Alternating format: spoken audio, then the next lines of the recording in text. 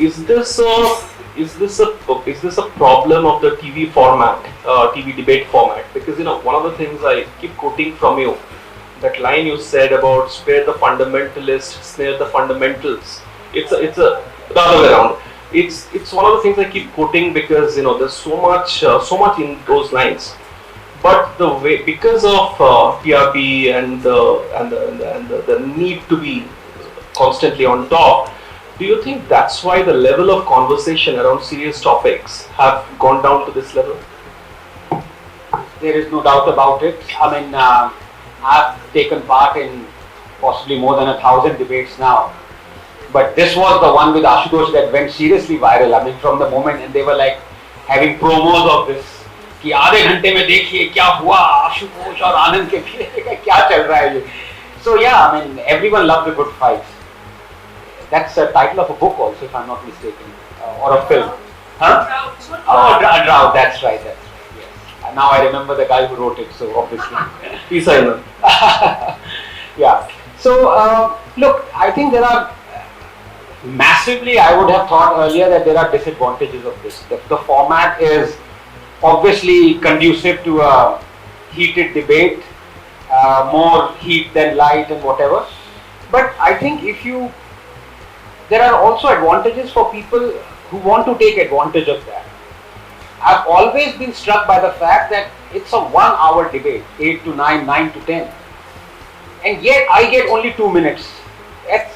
I mean, at the face of it sounds ridiculous. Where are the other 58 minutes? Why can't they just give me, that is the genesis of that, give me 30 seconds, because come on, I mean, give me at least 2.5 minutes out of 1 hour. But even that, you have to beg for it. Now, if you have to do that, then you try and change the whole, mechanics of the debate. You try and put forward your views within that capsule of 2 minutes. So you take it up as a challenge. And I took it up as a challenge. I'm not bragging or anything like that. But I think in those 2.5 minutes, if you prepare, you will have a sputtering of 4 or 5 facts. You'll have a punch line. You'll have a starting line, end line, few jokes thrown in, few barbs. It becomes a capsule.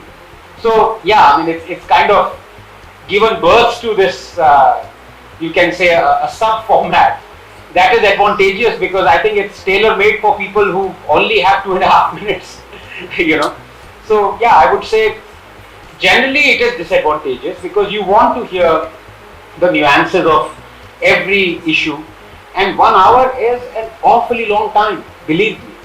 And every time I'm struck by the fact that 1 hour of the debate goes and we end up learning nothing, except those 2.5 minutes provided by me. Is it then not just a problem with the TV format, but the problem of the times we live in, that we are trying to reduce everything to very easy binaries and definitions?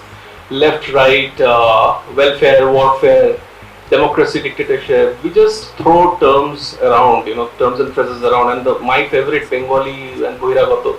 So, I mean, is it a problem of us as a people that we want easy explainers, we want immediate solutions? Absolutely. I think you've hit the nail on the head, except that there are 2 points to it. One, because of this fast-paced world or news gathering or dissemination, you want people to come in packages. You want to pigeonhole people. So you already know, for example, or you've decided that this point of view is coming from Anand. Anand is a Sanghi, Anand is a BJP stooge or whatever he is, so let me be prepared. Let me already be on the defensive or on the offensive, without listening to that point of view at all. And in a fast-paced world, you do that, and I think that many times people have found out, opposing panelists in a 1 hour long debate, they come up and they kind of shake hands, the opposing side, I didn't have anything to speak because you spoke my mind, and I thought you were a Sanghi, So that happens. You want people to come in quanta or packages. The second thing is, and that's very important, and that's human proclivity. If you have an agenda, if you are a bias, the one person you hate is the person who doesn't have an agenda and is not biased. So you're dying and itching to label that person.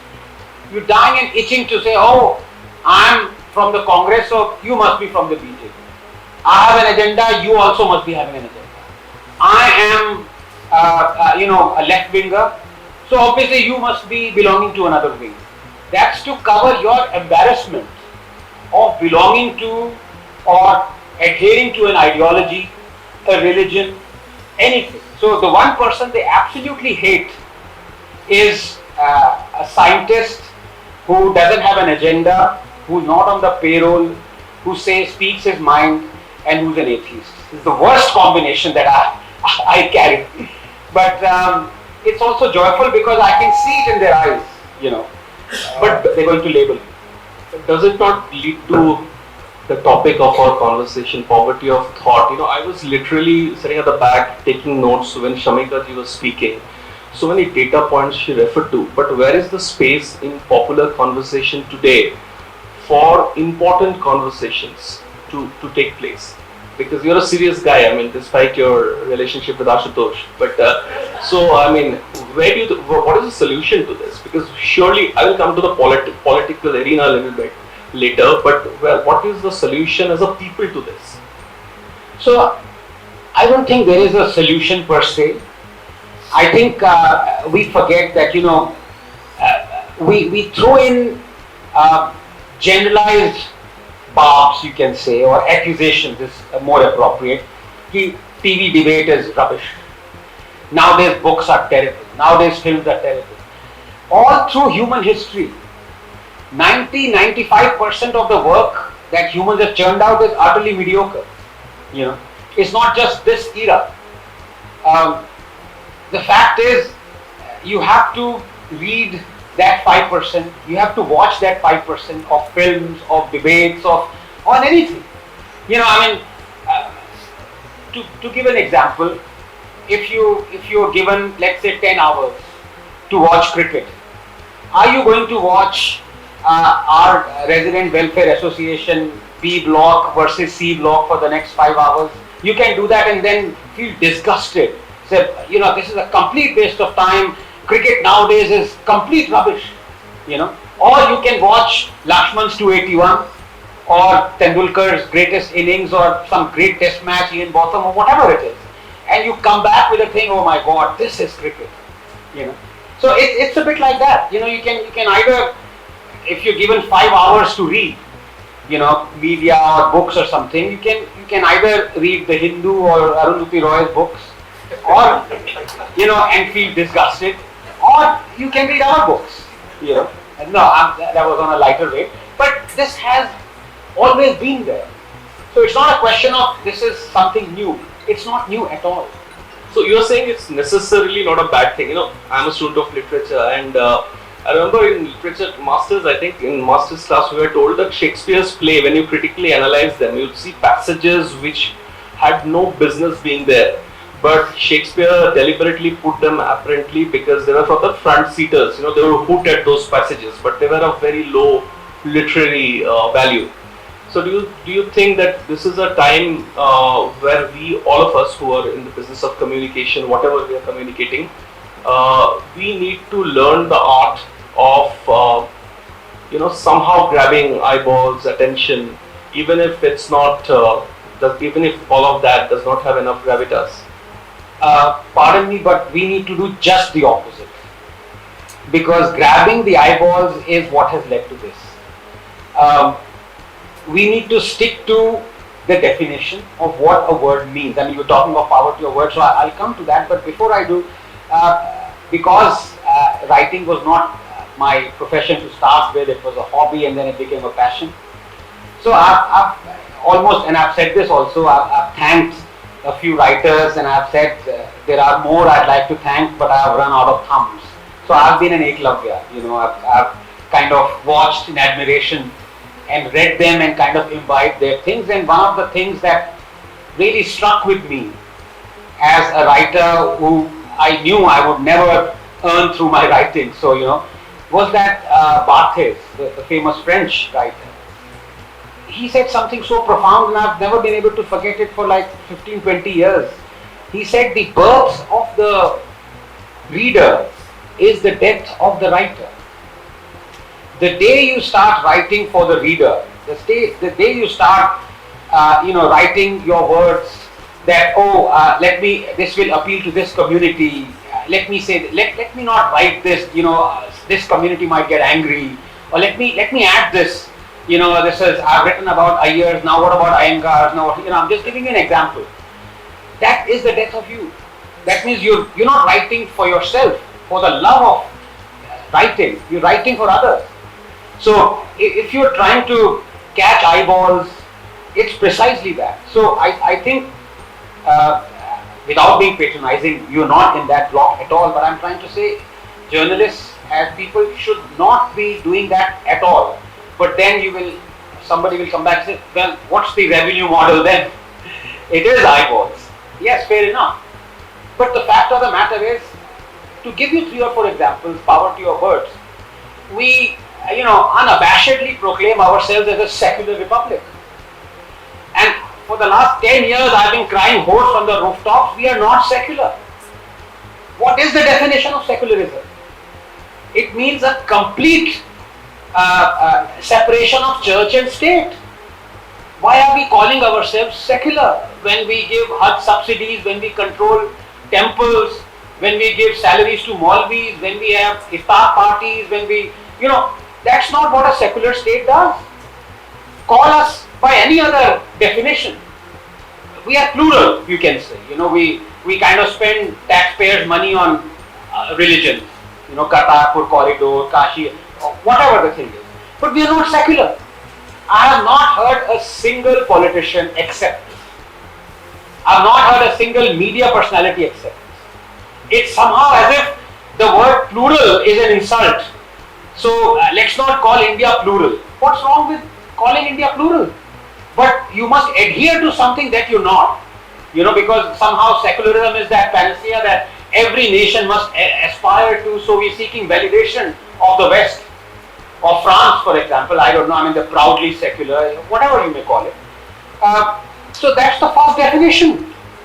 The poverty of usage of words is taking precedence over the poverty of word itself. When you're not secular, why are you calling yourself secular? And it kind of builds up on that, because when you don't clarify, then the problems come. For example, give me the definition of who a right-winger is. It's very difficult. Economically, yes, there is a right-wing economic. Sensible economists are all right-wing economists, and the absolute nutters are left-wingers. So yes, you can pigeonhole them. I hear a very famous economist at the back, who shall remain nameless, giggling. But what else? Will you say, if you are a proud Hindu, you're right-winger? Absolutely not. Absolutely not. If you are from the RSS, are you a right-winger? Absolutely not. Economically, this government is more left-wing than, possibly even Congress. So, what's the definition of an Indian right-winger? Is Hinduism being conservative? No.